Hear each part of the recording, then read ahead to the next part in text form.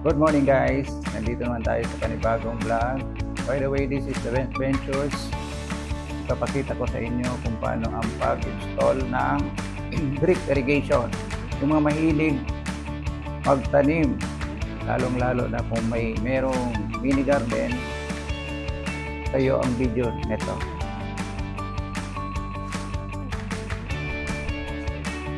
Mga kailangan na materyales para sa drip irrigation. Ito po, nabili ko sa Lazada.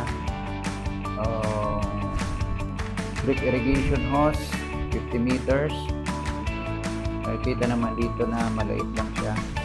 Tapos itong mga connector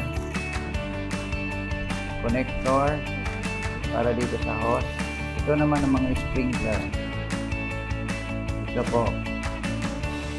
Ayan. Nilalagay ito sa hose. Saka ito, pwede itong i-adjust. Kung gusto mong medyo malakas yung tubig, pinipihit lang ito. Saka ito naman na pinalagay sa gripo. Sinasalpak dito yung mga maliliit na. At kung gusto mong isara, ito naman yung mga pansara ng kulay itim. At saka ito naman yung support ito ng hose. Linalagay doon sa may malapit sa tanim para hindi magalaw. Yung glow stick, gunting para pamputol ng hose. At ito naman na glue gun. Ito po ang gagamitin natin. Yan po ang mga kailangan para sa drip irrigation. Ayan. Yung mga mahilig dyan tanim, yung mga plantitas dyan, ipapakita ko sa inyo yung kung paano ang set up ng drip irrigation sa inyong mga tanim.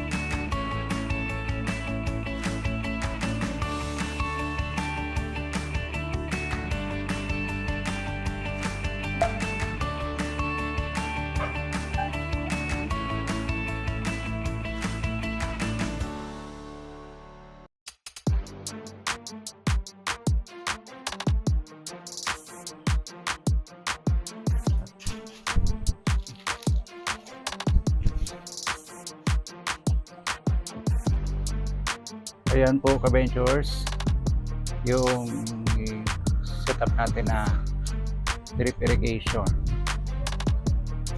Ayan. Ang kagandahan nito, kahit hindi ka na magdala ng timba,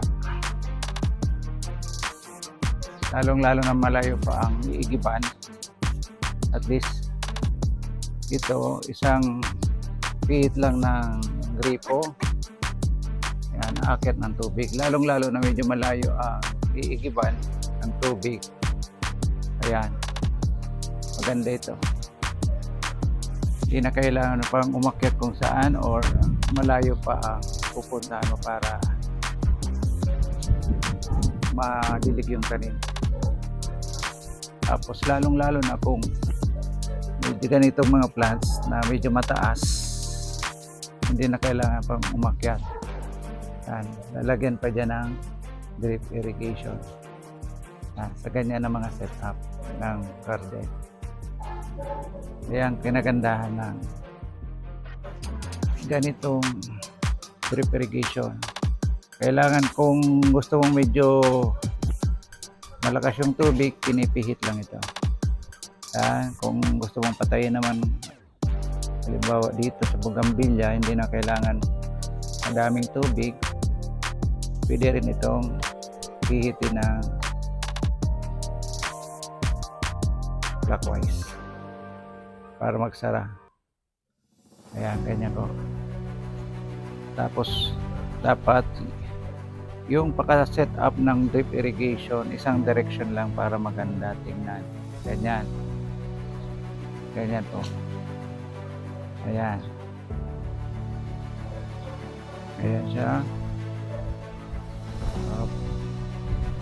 Additional attraction po dyan sa mga tanim. Ayan, kinaganda.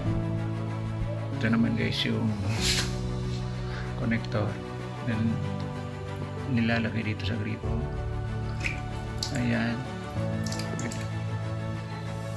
Tapos